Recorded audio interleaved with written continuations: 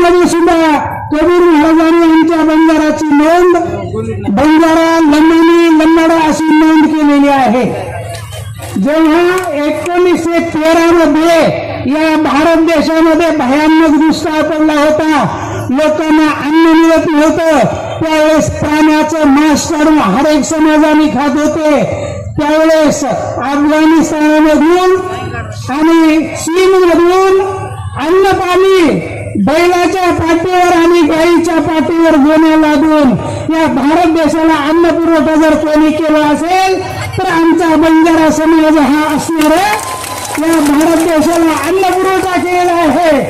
असा आमचा हा बंजारा समाज म्हणजे अगदी वीर शूर आणि बेपारी वर्गातला आमचा बंजारा समाज आहे। हैदराबादच्या लढाईमध्ये सेवालाल महाराजांच्या सोबत जर या लोकांनी लढाई जिंकली असेल ते आमचा बंजारा समाज हा शूरवीर वक्ताचा हा समाज आहे।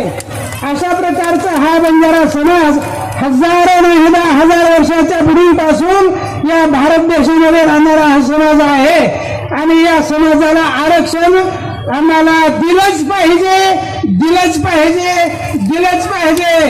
जय सेवालाल महाराज, तपस्वी रामराव महाराज। बस एवढं बोलून माझे 2 शब्द